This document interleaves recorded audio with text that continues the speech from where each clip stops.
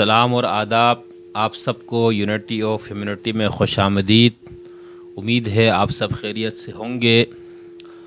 گزشتہ ویلاگ میں ہم نے محترمہ بینظیر بھٹو صاحبہ کے حوالے سے کچھ گفتگو کی تھی، اور اس میں ہم نے آپ کو یہ بتانے کی کوشش کی تھی کہ بیوی کے کیا جرائم تھے اور وہ ان کی مجبوری کیا تھی، جس کی وجہ سے بہت ساری باتیں ان کو وہ کہنی پڑی، جس کی زد غیر جمہوری طاقتوں پر، جمہوریت کے دشمنوں پر، مسلح جتھوں پر، ہاتھوں میں بندوق اور گولیاں رکھنے والوں کے اوپر وہ زد پڑتی تھی۔ تو اس پہ ہم نے یہ بات کی تھی کہ کس طرح سے ان کی اسباب بن جاتے ہیں قتل کے، اور وہ کیوں، یعنی صرف سیاستدان اگر وہ ہوتی اور صرف ووٹ لے کے حکومت بنانا ان کا مقصد ہوتا، اور اس طرح کے آدمی کے لیے پھر کوئی مسئلہ نہیں ہے، یا وہ صرف ایک قومی سطح کی لیڈر تھی بس، اور ایک جس طرح بہت سے گزرے تاریخ میں تب بھی اتنا مسئلہ نہیں تھا، لیکن ان کا مسئلہ یہ تھا کہ وہ لیڈر ہونے کے ساتھ ساتھ ایک دانشور بھی تھی، اور دیانتدارانہ دانشور، جس کی وجہ سے ایک دیانتداری کی وجہ سے ان کو بہت سی وہ باتیں وہ کر جاتی تھی، لکھ جاتی تھی، بول جاتی تھی، جس کی وجہ سے پھر وہ ان کے بہت سارے دشمن پیدا ہو گئے، اور محترمہ کو 27 دسمبر 2007 کو لیاقت باغ میں قتل کر دیا گیا سب کے سامنے۔ اور ابھی تک کچھ سازشی کہانیاں موجود ہیں اس کے پیچھے کہ کون اس قتل میں ملوث تھا، ہم تھوڑی سی اس سے بات کریں گے۔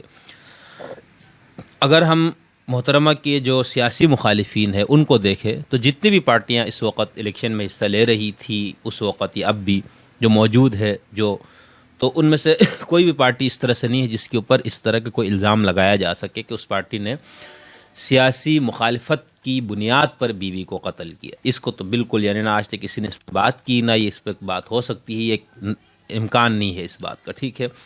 نہ ان کے سیاسی وارثوں نے اس قسم کا الزام کسی پہ لگایا، نہ کسی تحقیقاتی ادارے نے، تو یہ تو آپ نکال دیں۔ ورنہ ویسے تو دیکھا جائے تو اصل اگر کوئی قتل کرے تو اس کی بنیاد یہی ہو سکتی ہے کہ ہمارا ایک سیاسی مخالف ہے اور وہ بہت قداور ہے، اس کو ہم سیاست کے میدان میں شکست نہیں دے سکتے تو ہم اس کو یوں ختم کر دیں گے۔ ہمارے ہاں تو اس کے لیے اور بھی آپشنز ہیں نا کہ آپ اقامہ اور اس طرح کی چیزیں بنا کے بھی آپ راستہ خالی کر سکتے ہیں، لیکن اس کے لیے پھر آپ کا ڈومیسائل کا الگ ہونا ضروری ہے۔ خیر، تو ایک تو یہ اصولی طور پر میں نے آپ سے کہا کہ اگر قتل کا کوئی جواز بنتا سیاسی بنیاد پہ تو پھر سیاسی مخالفین کی طرف سے، لیکن وہ نہیں، سیاسی پارٹیاں میں بات کر رہا ہوں، ٹھیک ہے۔ وسیع مفہوم میں سیاسی مخالفین تو پھر بہت سے لوگ ہیں۔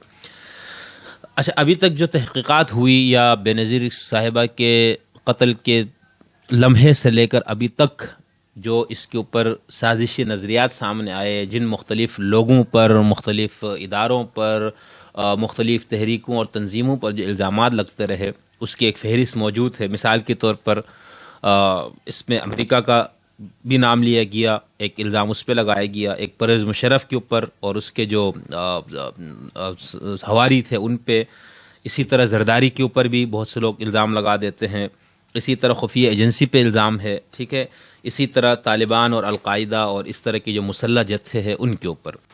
آج کی گفتگو میں آپ کے سامنے معروف صحافی محترم سہیل وڑائچ صاحب کی ضخیم کتاب قاتل کون، اور یہ تقریباً 800 سے زائد صفحات پر مشتمل کتاب ہے، بینظیر بھٹو کی زندگی اور موت پر غیر جانبدارانہ تحقیق، سہیل وڑائچ قاتل کون۔ تو اس سے کچھ اقتباسات میں آپ کے سامنے پیش کروں گا، اور پھر ٹی ٹی پی کا جو ایک ان کی طرف سے جو کتاب آئی ہے انقلاب محسود، اس کی جو پہلی جلد ہے، ویسے تو اب تک 3 جلدیں اس کی آ چکی ہے، تو جو پہلی جلد میں ان لوگوں نے اس پہ کیا دعویٰ کیا اس پہ ہم تھوڑی سی بات کریں گے۔ جیسا کہ میں نے آپ کو بتایا کہ سہیل وڑائچ صاحب نے اپنی اس کتاب کے اندر بہت تفصیل سے اس کیس کو شروع دن سے لے کر آج تک جو کچھ ہوا اس کتاب کی اشاعت تک وہ بہت تفصیل سے اس میں بیان کیا ہے، اور لگتا ایسا ہے کہ بہت غیر جانبدارانہ انداز سے انہوں نے اس پہ کام کیے ہے، جو کچھ اس سے جتنا ہم نے اس کو پڑھا۔ اس کے صفحہ نمبر 143 سے لے کر 245 تک اصلی قاتل کون کے عنوان سے مختلف اس کے اوپر بات کی گئی ہے۔ تو اس میں وڑائچ صاحب نے سازش کہانیاں اور تحقیقی رپورٹ کے عنوان سے بہت طویل مضامین لکھے ہیں، جس کے اندر یہ ہے کہ ایک الزام یا ایک سازشی نظریہ یہ ہے کہ بیوی کے قتل کے پیچھے امریکہ کا ہاتھ تھا، دوسرا یہ کہ جنرل مشرف اس میں ملوث تھا، تیسرا جس میں نے آپ کو بتایا کہ زرداری کا نام لیا جاتا ہے، چوتھا خفیہ ایجنسی کا نام لیا جاتا ہے، پانچواں بیت اللہ محسود کا نام لیا جاتا ہے، ٹھیک ہے، اور اس طرح سے بہت سارے یعنی لوگ یا بہت سارے ادارے یا بہت سی تنظیمیں یا مختلف مفادات کے حامل لوگ سامنے آ جاتے ہیں جن میں کے اوپر یہ الزام لگایا جا سکتا ہے اور لگایا گیا. ٹھیک ہے. یہاں پر اگر آپ کو دلچسپی ہے تو آپ اس کتاب کے یہ صفحات تقریباً جو میں نے آپ کو بتایا ہے اس کو دیکھ لیجئے. اس کے اندر کس انداز سے وڑائچ صاحب نے ہر ایک نظریہ سازشی اور اس کی بنیادیں اور کس وجہ سے یہ الزام لگایا گیا اس پہ انہوں نے تفصیل سے بات کی ہے. مثال کے طور پر انہوں نے سب سے پہلے امریکہ کا جو ذکر کیا. صفحہ نمبر 145 پہ یہ گفتگو شروع کرتا ہے. سازش کہانی نمبر 1 امریکہ ملوث ہے. ٹھیک ہے. تو اس کے اندر انہوں نے بہت تفصیل سے بات کی ہے، لیکن ان کو آخر میں انہوں نے یہ بات لکھی ہے کہ ہم یہ بات اس طرح سے تو نہیں کہہ سکتے کہ اس کے اندر امریکہ ڈائریکٹ ملوث تھا یا امریکہ نے اس کے اندر خود محترمہ کو شہید کروانے میں اس نے کوئی خود براہ راست کوئی کردار ادا کیا، لیکن جو کچھ ہوا اس میں ہم اس کو بری و ذمہ نہیں کر سکتے. مثال کے طور پر انہوں نے اپنی کتاب کے صفحہ نمبر وڑائچ صاحب صفحہ نمبر 232 پہ لکھتے ہیں کہ صرف یہ گفتگو ہی نہیں، امریکی وزیر خارجہ کنڈولیزا رائس، رچرڈ باؤچر اور امریکی نائب صدر ڈک چینی یہ سب قتل میں براہ راست ملوث نہ سہی لیکن سیکورٹی کو یقینی نہ بنانے کے ذمہ دار ضرور ہیں، اور یہ بہت بڑا گناہ ہے. اقوام متحدہ کمیشن کو امریکی حکام سے ملنے کی اجازت نہ دینا بھی زیادتی ہے. بش انتظامیہ امریکی حکام کو ایک نہ ایک دن اپنی پوزیشن واضح کرنی ہوگی. پھر اور بھی اس پہ کافی طویل ہے. اس کے بعد انہوں نے مشرف کے اوپر جو الزام ہے اس کی کیا وجوہات ہے، بیوی نے خود اس حوالے سے کیا کچھ کہا تھا، تفتیش کے دوران کس انداز سے ان لوگوں کو سائڈ پہ رکھنے کی کوشش کی گئی، اس پورے پہ انہوں نے بات کی ہے صفحہ نمبر 156 سے آگے سارے پر. اور محترمہ نے اپنی کتاب مفاہمت ہے اس کے صفحہ نمبر 18 پر بھی اشارات دیے ہیں. اسی طرح زرداری صاحب پہ ان کے مخالفین، سیاسی مخالفین کا تو کام یہی ہوتا ہے، تو یہ الزام. اور دلچسپ بات یہ ہے کہ جب بیوی شہید ہوئی تو وہ دور تھا ہم لوگوں کا جس میں ہم یہ جو سیاستدانوں کی کردار کشی کے عہد میں جس نسل کی پرورش ہوئی تھی اس میں ہم لوگ بھی شامل ہیں. تو ہم لوگ 2010 تک تو تقریباً یہ سمجھتے تھے، اور میں اپنی بات کر رہا ہوں، کہ پاکستان کا سب سے بڑا دشمن، چور، ڈاکو، بے ایمان اور لٹیرا جو شخص کوئی ہے تو وہ پہلے نمبر پہ زرداری صاحب اور دوسرے نمبر پہ نواز شریف ہے. لیکن پھر بعد میں ہوش آیا، کچھ چیزیں پڑھ کے غور و فکر کر کے دیکھ کے بہت سارے کچھ کا براہ راست مشاہدہ ہوا پوری سیاست کا اور ان چیزوں کا، تو اندازہ ہوا کہ اس میں 99% جو ہے وہ سازشی نظریات ہے یا کردار کشی کا ایک حصہ ہے.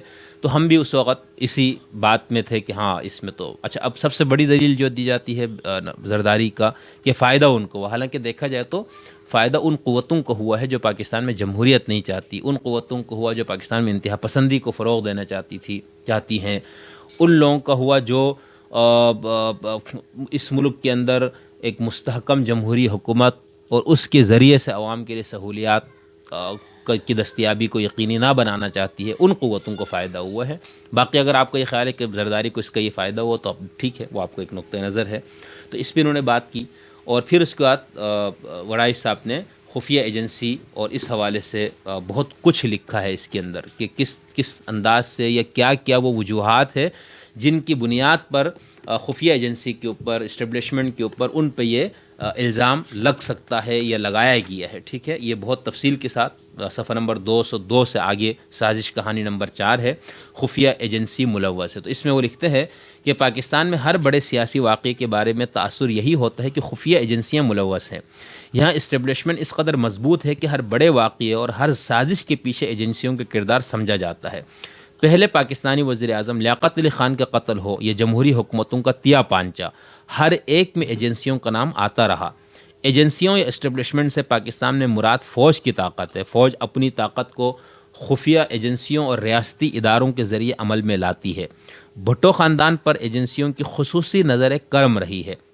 یہ بہت تفصیل کے ساتھ پھر انہوں نے آگے لکھا کہ بی بی کا اپنا جو شبہ تھا اس پہ جو سازش کا الزام ہے، ریٹائر فوجی استعمال ہوں گے، خفیہ اکاؤنٹ، کون سی ایجنسی، اس طرح کے مختلف ذیلی عنوانات ہیں جس پہ انہوں نے بات کی ہے. پھر بریگیڈیئر اعجاز شاہ کا موقف بھی اس کے اندر دیا گیا ہے. اور پھر اس کے بعد محترم سہیل وڑائچ صاحب نے اسی بات کو صفحہ نمبر 233، 235 اور 36, 37, 38 ان سب جگہوں پر بھی بات کی ہے کہ کس کس طرح سے خفیہ ایجنسی یا ان پہ یہ الزام آ سکتا ہے یا ان کے اوپر الزامات صادر کیا گیا یا کہ جن لوگوں نے الزامات لگائے ہیں تو وہ کن کن بنیاد پہ خفیہ ایجنسی کے اوپر یہ الزامات لگاتے ہیں. ٹھیک ہے. اب اس کے بعد صفحہ نمبر 231 میں انہوں نے پھر ایک ہیڈنگ ہے, ایک ٹاپک ہے اصل میں کون ملوث ہے. تو اس کے اندر بھی انہوں نے یہ لکھا ہے کہ مصنف نے 2 سال 11 مہینوں کے دوران اس المناک قتل کے تفتیش کاروں اور بینظیر بھٹو کے قریبی ساتھیوں سے انٹرویوز کیے, ہر تفصیل معلوم کرنے کی کوشش کی, دنیا بھر کے مختلف مصنفین کے تجزیوں اور انکشافات سے بڑھ کر اسکاٹلینڈ یارڈ اور اقوام متحدہ کمیشن کی رپورٹس کا بغور جائزہ لیا اور اپنے طور پر تحقیق کے بعد اس نتیجے پر پہنچا کہ اس قتل میں صرف ایک عنصر نہیں بلکہ بہت سے کرداروں کے نام شامل ہیں. آئیے ہر کردار کے بارے میں جائزہ لیں کہ اس کا بے نظیر قتل میں کیا اور کتنا رول تھا. اس تمہید کے بعد پھر انہوں نے امریکی پاپ اس پہ بات کی ہے, مشرف کا ظلم اس کے اوپر لکھا ہے, اور پھر اس کے بعد انہوں نے بیت اللہ محسود کی کمان, بے مہار خفیہ ایجنسیاں اور اصل بات کچھ اور ہے. یہ ساری ذیلی عنوانات ہیں جن سب کو پڑھ کے آپ بھی کوئی نہ کوئی تصور اس پہ قائم کر سکتے ہیں. مثال کے طور پر انہوں نے پرویز مشرف کے اوپر بھی بات کی کہ انہوں نے کیا ظلم کیا. اس کے اوپر بے مہار خفیہ ایجنسیاں اس کے عنوان کے تحت محترم وڑائچ صاحب لکھتے ہیں اقوام متحدہ کمیشن نے محترمہ کے صفحہ نمبر 233 ہے یہ پوسٹ مارٹم نہ ہونے اور جائے حادثہ کو دھونے کے حوالے سے اسٹیبلشمنٹ کے دخل اندازی اور ان دونوں معاملات میں کردار ادا کرنے کا ثبوت فراہم کیا ہے. ملکی معاملات میں خفیہ ایجنسیوں کا کردار شتر بے مہار کی طرح ہو چکا ہے. ISI, MI اور انٹیلیجنس بیورو کا بظاہر اس قتل میں بطور ادارہ کہیں کردار نظر نہیں آتا, لیکن ان اداروں سے وابستہ بہت سے افراد کے حوالے سے شکوک و شبہات اٹھتے رہتے ہیں. اس کے اینڈ میں لکھتے ہیں کمیشن نے جس معاملے کو بھی جاننے کی کوشش کی ہر معاملے میں خفیہ ایجنسیوں کی مداخلت نظر آئی. پھر اس کے بعد صفحہ نمبر 234 پہ وہ لکھتے ہیں کہ پولیس کے اہم ترین تفتیشکار نے بتایا کہ جب اعتزاز شاہ کی گرفتاری کے لیے ٹیم ڈیرہ اسماعیل خان گئی تو وہاں ایک خان آ کر ٹیم سے عدالت میں ملا اور کہا کہ آپ اس بچے کو پکڑ کر لے جا رہے ہیں, اصل بندہ تو بیت اللہ محسود, یعنی اس وقت تک بیت اللہ محسود پوری طاقت سے اپنے علاقے کا نظام چلا رہا تھا ہے, آپ اس کو تو پکڑتے نہیں. پھر اس خان نے ٹیم کو بتایا کہ بینظیر بھٹو کے قتل سے چند روز پہلے سرکاری VIP گاڑیاں وزیرستان سے بیت اللہ محسود کو لے کر اسلام آباد آئی. یہ مہمان 2 روز اسلام آباد میں رہا اور پھر اسے واپس وزیرستان پہنچا دیا گیا. پھر اس کے اندر وہ لکھتے ہیں کہ اس تفتیشی افسر نے الٹا مصنف سے سوال کیا کہ آخر پولیٹیکل ایجنٹ کو شامل تفتیش کیوں نہیں کیا گیا. پھر نیچے صفحہ نمبر 235 کے اوپر اصل بات کچھ اور ہے کہ اندر لکھتے ہیں اقوام متحدہ کمیشن رپورٹ میں لکھا ہے کہ ISI کے پاس ملزموں کے بارے میں جو معلومات تھی ان میں سے بہت تھوڑی معلومات پولیس کو دی گئی. اصل بات یہ ہے کہ فوج کے خفیہ ادارے ISI نے ملزموں کو پکڑا تھا, ملزموں کو پولیس کے حوالے ISI نے کیا. ایک تفتیشکار نے اپنا نام ظاہر نہ کرنے کی شرط پر بتایا کہ خفیہ اداروں نے صرف محمد رفاقت اور حسنین گل ہی نہیں بلکہ منصوبہ ساز نصر اللہ عرف احمد اور قاری نادر عرف اسماعیل کو بھی گرفتار کر لیا تھا. یہ ساری انہوں نے اس پہ تفصیل لی ہے. اب صفحہ نمبر 236 پہ لکھتے ہیں اچانک 19 فروری 2008 کو ایک انتہائی خفیہ خط میں سرکاری طور پر اطلاع دی گئی. نادر عرف قاری اسماعیل اور نصر اللہ عرف احمد کو مہمن رائفلز نے مہمن ایجنسی میں ہونے والے ایک مقابلے میں ہلاک کر دیا. تفصیل اس کی یوں بیان کی گئی. ٹھیک ہے, یہ انہوں نے آگے تفصیل. اس کے بعد یہ لکھتے ہیں کہ تفتیشی افسران اس کہانی کو ماننے کو تیار نہیں. ان کے رائے میں بینظیر بھٹو کے قتل کے فوراً بعد ہی نادر عرف قاری اسماعیل اور نصر اللہ عرف احمد ISI نے گرفتار کر لیے تھے. ان سے 1 ماہ تک تفتیش ہوتی رہی. پھر انہیں محترمہ کے قتل کے صرف 1.5-2 ماہ بعد ایک مشکوک مقابلے میں اڑا دیا گیا. اسی کے صفحے کے نیچے وہ لکھتے ہیں کہ اس کے کیا مقاصد ہے. تو وہ لکھتے ہیں کہ دوسرا مقصد کافی خطرناک لگتا ہے اور وہ یہ ہے کہ نادر عرف قاری اسماعیل اور نصر اللہ عرف احمد القاعدہ, طالبان اور اسٹیبلشمنٹ کے روابط کے گواہ تھے. انہیں ان سب شخصیتوں ناموں کا علم بھی تھا جو بے نظیر قتل سازش میں شریک تھے. کئی نام ایسے بھی تھے جنہیں اسٹیبلشمنٹ سامنے نہیں لانا چاہتی تھی, اس لیے انہیں مقابلے میں ختم کر دیا گیا. ٹھیک ہے. اسی طرح دوسرا قاری کہاں ہے, یعنی جو جن 2 قاریوں کا ذکر ہے تو اس میں لکھتے ہیں کہ قاری سیف اللہ اختر کو پاکستانی انٹیلیجنس ایجنسیوں کا اعلی کار سمجھا جاتا ہے. قاری سیف اللہ اختر کو ان کے 3 بیٹوں کا ہمراہ فیروز والا لاہور کے قریب سے گرفتار کیا گیا. تو یہ میں مختلف جگہوں سے ٹوٹے آپ کے سامنے پڑھ رہا ہوں کہ یہ جو نظریہ ہے یا یہ جو سازشی کہانی ہے اس کے پیچھے کیا عوامل ہے یا کیا وہ دلائل ہے جس کی وجہ سے بہت سارے لوگوں کا یہ خیال ہے. پھر انہوں نے حقانی گروپ کا کردار صفحہ نمبر 238 پہ اس سے بات کی ہے. اور پھر صفحہ نمبر 239 پہ انہوں نے لکھا ہے کہ اس معاملے پر جان بوجھ کر اس لیے تفتیش تو نہیں کی گئی کہ حقانی گروپ افغانستان میں پاکستانی اسٹیبلشمنٹ کا اتحادی ہے. ٹھیک ہے. اور صفحہ نمبر 240 پہ لکھتے ہیں منصوبہ بندی سے قتل تک. محترمہ کی 18 اکتوبر کو پاکستان آمد سے پہلے ہی ان کے قتل کی منصوبہ بندی کی جا چکی تھی. سوچ کے اعتبار سے پاکستانی اسٹیبلشمنٹ کا انتہا پسند گروہ القاعدہ اور طالبان تینوں ایک تھے کہ بینظیر بھٹو کے اقتدار میں آنے سے ان کے افغانستان اور پاکستان میں مفادات کو نقصان پہنچے گا. اسی لیے بینظیر بھٹو کے قتل کی سازش میں تینوں کی شراکت کا الزام لگایا جاتا ہے. تو یہ الزام کی بات کر رہے ہیں. ٹھیک ہے. نیچے ہیڈنگ ہے فوج سے کون پوچھے. لکھتے ہیں بینظیر قتل کی تحقیقات میں بار بار سوال اٹھتا ہے کہ فوج نے اس حوالے سے سب سے پہلے تفتیش کی, مجرموں کو پکڑا, ساری تفصیلات اس کے پاس ہیں, لیکن چند جزوی تفصیلات کے علاوہ پولیس اور دوسری بین الاقوامی سول تحقیقاتی ایجنسیوں کو کچھ نہیں بتایا گیا, جس کی وجہ سے اقوام متحدہ کمیشنر رپورٹ میں اسٹیبلشمنٹ کے حوالے سے کافی سخت ریمارکس دیے گئے ہیں. آنے والے دنوں میں اگر فوجی ایجنسیوں نے اس معاملے کو چھپائے رکھا تو پر اسراریت میں اضافہ ہوگا اور اس قتل کا معمہ پورے طور پر حل نہ ہو سکے گا. اگر اسٹیبلشمنٹ میں کسی ایک فرد یا کسی گروہ کے بارے میں شبہ ہے کہ وہ اس قتل میں شریک تھے تو فوج کو اس معاملے کو سامنے لانے سے گریز نہیں کرنا چاہیے. چند افراد کی قربانی سے پورے ادارے کی ساکھ تباہ ہونے سے بچ جائے گی اور بینظیر قتل کے معمے کے چند حل طلب مسئلے بھی حل ہو جائیں گے اور یوں قوم کے اجتماعی ضمیر پر سے بوجھ اتر جائے گا. اگر ایسا نہ ہوا تو تاریخ اور وقت کے ظالم تھپیڑے ان ناموں کو ضرور سامنے لے آئیں گے جو شریک جرم تھے. پھر ادارے کو بھی نقصان ہوگا اور افراد تو خیر انجام کو پہنچیں گے ہی. ٹھیک ہے. یہ انہوں نے بہت ڈیٹیل کے ساتھ اور بہت تفصیل کے ساتھ محترم سہیل وڑائچ صاحب نے اپنی اس کتاب میں یہ لکھا ہے. میں آخر ان کا ایک اقتباس پیش کر کے ان کی کتاب کو ہٹا دیتا ہوں. قتل تو نشان چھوڑتا ہے, صفحہ نمبر 245. اس میں محترم وڑائچ صاحب لکھتے ہیں کہ محترمہ بینظیر بھٹو کے قتل کی تحقیقات اور سازش کہانیوں کا جائزہ لینے کے بعد حتمی طور پر یہ رائے دی جا سکتی ہے کہ یہ وقتی حادثہ نہیں ہے بلکہ ایک سوچی سمجھی سازش تھی اور اس میں صرف چند شدت پسند جوان نہیں بلکہ انتہا پسند تنظیمیں, ان کے سرپرست اور اسٹیبلشمنٹ سے وابستہ کئی گروہ بھی شامل تھے. جنرل مشرف, حکومت کے اعلیٰ حکام کی دانستہ و نادانستہ غلط پلاننگ, آشرواد اور پیپلز پارٹی کے رہنماؤں کی فاش غلطیاں بھی ہیں. تفتیش اور تحقیقات کا جائزہ لینے کے بعد کچھ ایسے اعتراضات اٹھتے ہیں جن سے ان شبہات کو تقویت ملتی ہے. تو یہ محترم وڑائچ صاحب کی بہت تفصیلی کتاب ہے. اگر موضوع سے دلچسپی ہے تو آپ اس کتاب کو دیکھ سکتے ہیں. یہاں پر میں ایک اور اقتباس پیش کر کے اپنی گفتگو ختم کرنا چاہتا ہوں. تحریک طالبان پاکستان کی طرف سے شائع شدہ کتاب انقلاب محسود. اس کتاب کے صفحہ نمبر 395 اور 96 اور 97 پر انہوں نے بینظیر کے قتل پہ کچھ لکھا ہے. میں وہ اقتباس آپ کو پڑھ کے سناتا ہوں. اس میں لکھا ہے کہ اچھا یہ کتاب ابھی تک 3 حصوں میں یہ 3 اس کی جلدیں آ چکی ہے. ایک یہ جلد اول اور نمبر 2 اور نمبر 3. تو یہ جلد اول ہے جو سب سے پہلے آئی تھی یہ کتاب. تو اس کے صفحہ نمبر 395 پہ ہے کراچی بمقام کارساز بینظیر بھٹو پر خودکش حملے. 2008 کے انتخابات میں شمولیت کے لیے بینظیر بھٹو جب پہلی بار کراچی پہنچی تو بیت اللہ محسود نے اس کے خلاف کارروائی کا پہلے سے منصوبہ تیار کیا تھا. اچھا مزے کی بات یہ ہے کہ وڑائچ صاحب کی اس کتاب کے اندر بھی اور اس وقت بھی طالبان نے اس سے انکار کیا تھا کہ ہم نے اس میں ہاتھ نہیں ڈالا.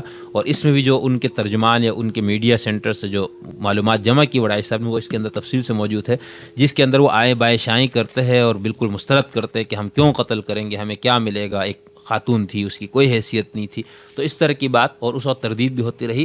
لیکن اب اس کتاب میں انہوں نے یہ تسلیم کیا. اب کہانی ذرا دیکھ لے وہ کیا اس پہ بیان کرتے ہیں. تو ان کا یہ ہے کہ اس کے خلاف کارروائی کا پہلے سے منصوبہ تیار کیا تھا کیونکہ بینظیر کا پاکستان آنا امریکی ایما پر تھا اور مجاہدین اسلام کے خلاف انہیں ایک پلان سونپا گیا تھا جس کی اطلاع پہلے سے بیت اللہ محسود کو ملی تھی.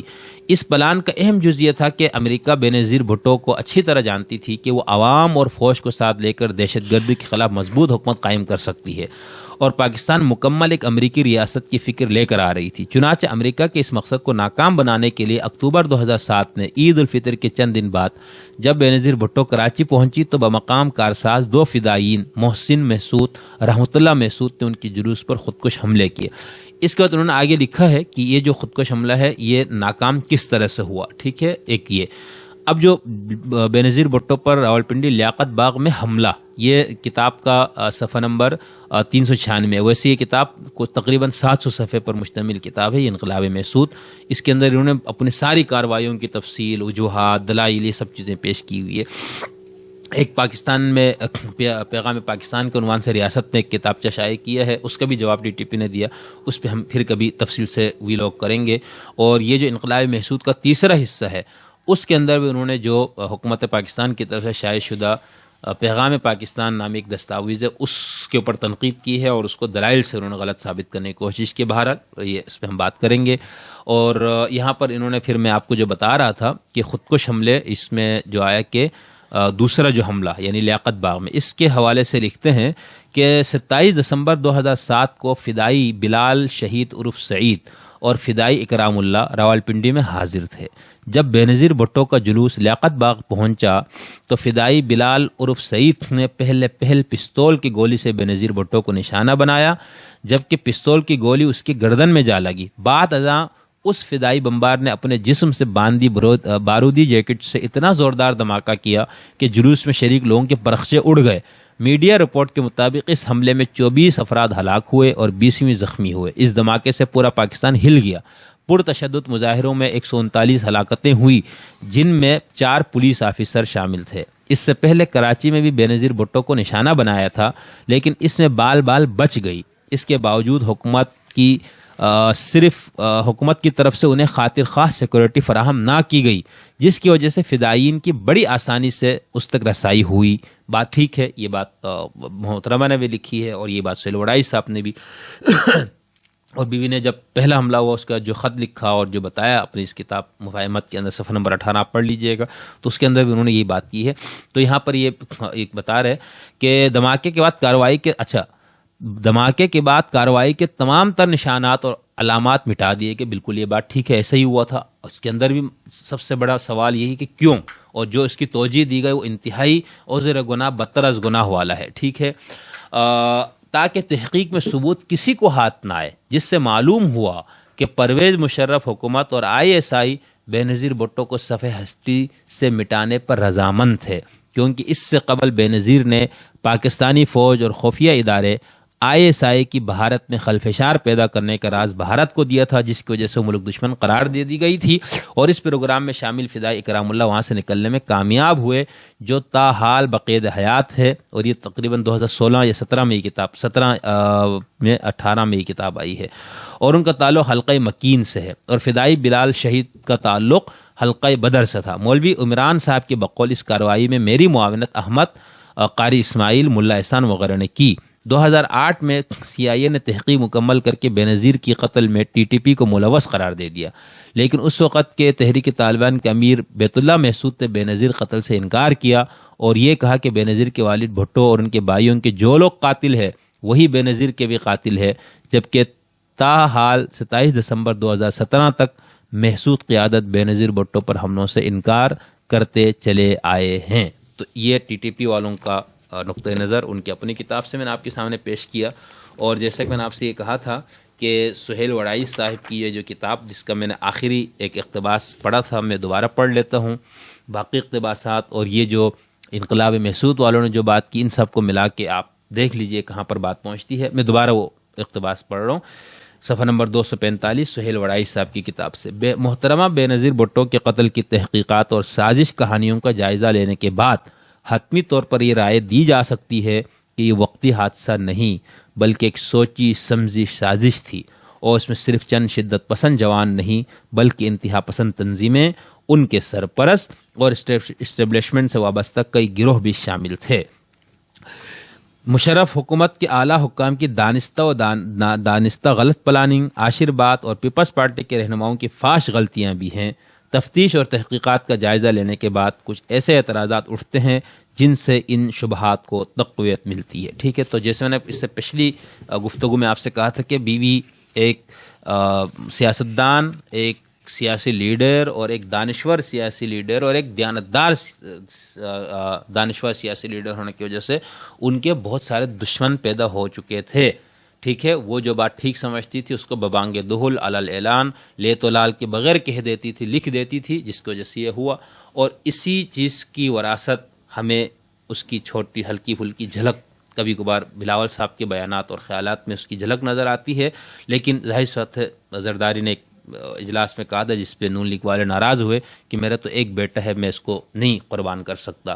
تو اس سے بھی آپ دیکھ لیجئے کہ اس طرح کی قربانیاں مانگنے والے جو دیوتا ہے وہ کون ہے، کہاں ہے، کس طرح وہ سامنے آتے ہیں. تو اب لوگ یہ سوال جو کرتے ہیں کہ 5 سال حکومت رہی، پھر قاتل نہیں پکڑے گئے، قتل کا کیا ہوا، اور پھر ان کی طرف سے جی ہم تو سب کو پکڑ چکے تھے. لیکن یہ اتنا سادہ نہیں ہے. ٹھیک ہے کہ آپ کسی ایک تنظیم، کسی ایک تحریک، کسی ایک مولانا، کسی ایک انتہا پسند پہ اس کا الزام لگایا. آپ بینظیر صاحب کا پورا ویژن، ان کی پوری فکر، ان کی پوری فلسفی اور ان کے سارے خیالات اور بیانات اور ان کی آرزوئیں اور تمنائیں جس قسم کا پاکستان بنانا چاہتی تھی ان سب کو سامنے رکھے تو پھر ان کے دشمن چاروں طرف پھیلے ہوئے نظر آئیں گے. لیکن قتل کے حد تک ان کے جو سیاسی مخالفین یا سیاسی پارٹیاں، چاہے وہ جمعیت علماء اسلام ہو، جماعت اسلامی ہو، نون ہو یا کوئی اور پارٹی، وہ یہ قدم کبھی بھی نہیں اٹھا سکتی. تو ان سے ہٹ کے جو سازشی نظریات ہیں آپ اس کو دیکھ لیجئے اور اس کے دلائل اور اس کے جو شواہد ہے وہ آپ کے سامنے موجود ہے. مزید آپ اس کو تفصیل سے دیکھنا چاہیں تو وڑائچ صاحب کی کتاب دیکھ لیجیے. اس کے علاوہ اس پہ انگریزی میں بھی بہت کچھ آیا ہے، اردو میں اس پہ اور کچھ لوگوں نے کتابیں بھی لکھی ہے. لیکن اردو میں سب سے مفصل کتاب جو ہماری نظر سے گزری وہ فی الحال یہی وڑائچ صاحب کی کتاب ہے. بہت شکریہ آپ لوگوں کا. امید ہے آپ کو ہمارا یہ سیشن بھی پسند آیا ہوگا اور یہ بھی امید ہے کہ شاید ہم نے کچھ سوچ کے نئے زاویے آپ کے سامنے لانے کی کوشش کی ہے.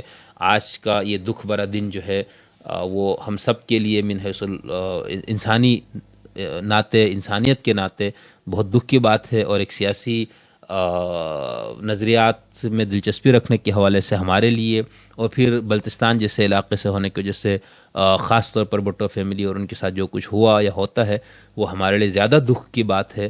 باقی یہ نہیں کہ ہم کوئی جالے ہے یا کوئی پیپلز پارٹی کے کوئی اندر کا کوئی ایک سپورٹر ہے، ایسا کچھ نہیں.